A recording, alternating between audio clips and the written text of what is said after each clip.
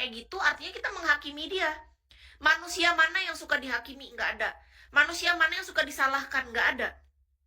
Bahkan seseorang yang sudah tertangkap basah sekalipun di depan mata dia bersalah, manusia masih mau ngaku langsung nggak?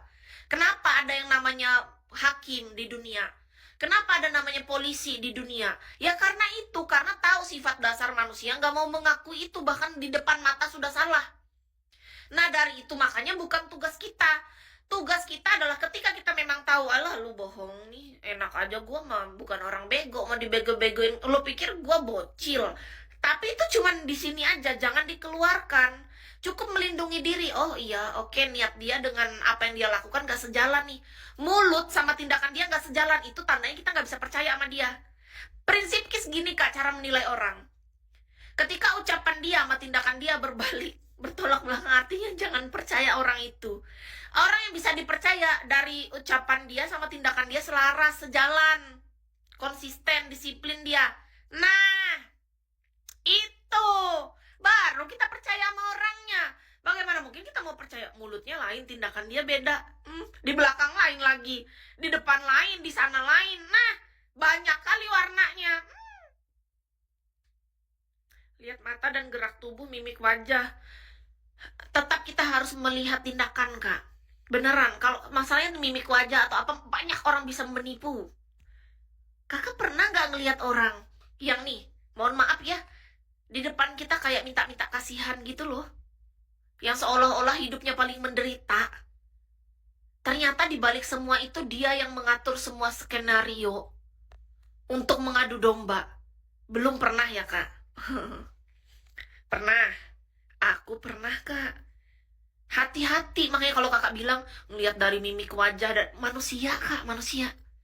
Jangan dikira drama itu cuma ada di Korea, drama Korea atau sinetron TV SCTV. Enggak.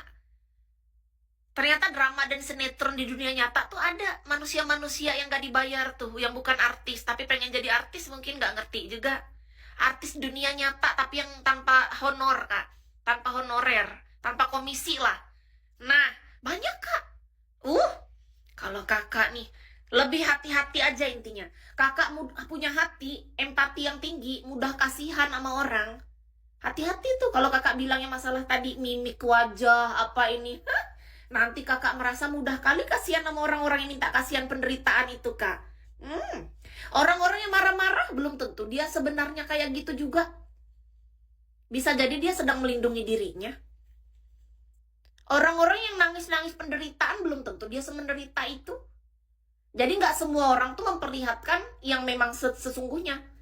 Ada orang-orang jujur tapi minoritas kecil. Mayoritasnya enggak. Dia pura nangis padahal dia lagi dalam keadaan happy. Pura-pura menderita padahal lagi bagus-bagusnya kok rezekinya. Terus ada juga yang pura-pura bahagia, sebenarnya dia lagi sedih, lagi putus cinta, lagi kehilangan sesuatu. Nah, jadi kalau kakak bilang masalah mimik nggak masuk, Kak. Nggak ada. Yang bisa kita lihat tuh cuman manusia yang bisa dipercaya adalah apa yang dia ucapkan dan tindakannya itu sejalan. Cukup itu pegangannya. Karena kita manusia tuh nggak bisa menghakimi satu sama lain. Nggak ada tugas kita. Kalaupun kita udah tahu nih, oh dia nggak pas kayak gitu, kita nggak boleh ngomong. Kayak misalnya aku waktu itu aku tahu ada temanku yang di depan aku ramah banget, di belakang ternyata dia ada rencana lain gitu. Aku tahu, tapi aku nggak bilang kayak gini, alah lu, aku tahu dah rencana busuk lu pikir gue bego, nggak gitu aku. Nggak sama sekali. Karena apa? Karena aku tetap punya rasa hormat dan aku tetap menghargai dia sebagai temanku. Aku tetap punya rasa hormat kepada manusia manapun, Kak. Itu prinsipku. Jadi kita menghargai orang bukan karena dia punya jabatan, bukan karena dia baik saja, enggak. Bahkan ketika dia berlaku buruk sekalipun, kita tetap punya rasa hormat ke dia. Tapi kalau dia sudah terlalu melampaui batas dan sudah merugikan kita, tugas kita bukan menghina dia, enggak. Kita nggak perlu jadi jahat, Kak, untuk bisa jaga jarak sama orang kayak gini. Cukup kita tarik diri. Nggak usah terlalu sering interaksi. Bukan berarti memutuskan hubungan total itu juga enggak. Kalaupun memang harus memutuskan hubungan total, berarti sudah fatal. Menurut KIS. Iya, insting kita tuh diasah, Kak. Jadi semua orang punya sebenarnya, mohon maaf. Mohon maaf kalau Kakak bilang semua orang nggak punya. Hewan aja punya insting, Kak. Insting naluri, hewan. Kita manusia punya, Kak. Tapi kita harus sebagai manusia tuh mau melatihnya untuk supaya instingnya lebih tajam. Intuisi kita harus dilatih terus. Cara melatihnya gimana? Dengarkan selalu kata hati kecil, pelan-pelan. Latih pikiran kita tuh untuk mutar, untuk benar-benar mendengarkan pikiran dan hati kita, kita koneksikan. Jadi banyak manusia itu kenapa gagal menurut Kis untuk mendengarkan kata hatinya, karena dia nggak mau mengkoneksikan antara sini sama sini untuk menjadi terkoneksi. Kenapa manusia itu punya kelebihan dari hewan? Karena manusia itu ada cara berpikirnya di sini, dia punya akal budi, Kak, di sini. Nah, sedangkan hewan dia cuma insting alami sebagai hewan binatang kan. Nah, kalau kita punya insting itu, kita bisa loh, Kak. Cuman bedanya kita lebih tinggi, kita lebih oke dibuat oleh Maha Kuasa karena kita punya di sini. Cara kerja di sininya, cara kita berpikir, akal budi yang dikasihkan di sini kita. Hewan nggak punya itu. Hewan cuma pakai instingnya saja, yang kita tahu ya. Nah, jadi terus kelebihan kita sebagai manusia adalah kita mengkoneksikan, kita manusia yang punya empati. Tapi sesuatu yang berlebihan tuh nggak baik. Banyak manusia yang terjebak dengan empatinya sampai dia merugikan dirinya sendiri. Dia karena nggak menggunakan ini, nggak mengkoneksikan dari sininya ke sini. Kan kita harus koneksiin. Kenapa Tuhan menciptakan kita dari kepala sampai kaki ini sudah detail, Kak. Jadi kalau kita bisa mengkoneksikan dari sini ke sini, tuh kita bisa mempertajam intuisinya pelan-pelan. Dulu aku juga nggak tahu, Kak, ternyata itu bisa.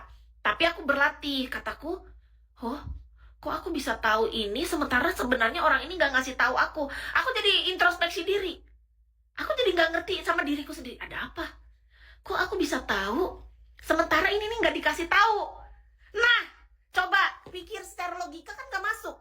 Nggak ada yang ngasih tahu kita, tapi kita tahu. Itu bukan karena kita punya supranatural, itu bukan karena kita punya indera ketujuh delapan, enggak. Tapi ternyata karena kita sudah belajar untuk mendengarkan hati kecil kita dan kita koneksikan dengan sini secara logikanya, connect. Kalau cuma logika doang, nanti ego kita naik, Kak. Bahaya. Nggak boleh, kita akan menganggap diri kita manusia perempuan paling hebat, laki-laki paling oke. Enggak. Jadi harus dikoneksikan dengan ini dulu, diseimbangkan.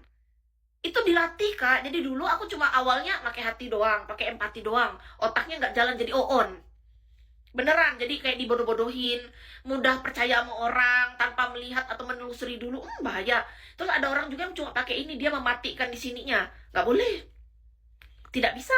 Karena apa? Karena kalau udah cuma pakai ini tanpa di sini, Kak, dia akan besar kepala, dia akan jadi manusia yang ego, temperamental, dan merasa paling hebat, dan bahkan dia sampai melupakan bahwa ada yang maha kuasa, yang lebih tinggi kuasanya dibanding dia manusia.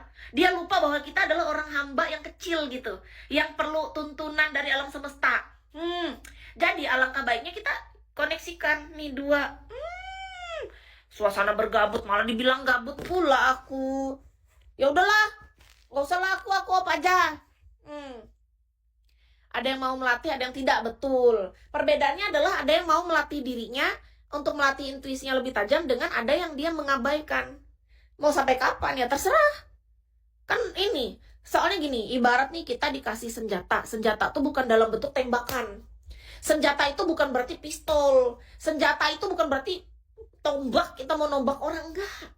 Senjata itu banyak, kan. Jadi yang maha kuasa ini sangat baik loh. Ketika kita diberikan cara berpikir kita dan ini terkoneksi antara hati dan empati kita, yang kita bisa koneksikan dengan sangat baik dan kita pergunakan dengan sangat baik, itu bisa jadi senjata pegangan kita. Maksudnya gini, kalau ada orang yang berani senggol aja dia dengan senjata kita, tapi bukan berarti beneran kita baca pakai tombak, tidak. Kita gunakan apa yang kita miliki itu hanya untuk perlindungan diri. Jangan pernah menggunakan segala kelebihan apa yang dikasih oleh Maha Kuasa yang sangat baik nih, alam semesta sangat baik pada kita, untuk hal-hal yang tidak benar. Itu yang paling penting. Iya, kita harus benar-benar gunakan semuanya. Benar, sadar rasa 100% nih, kakak benar.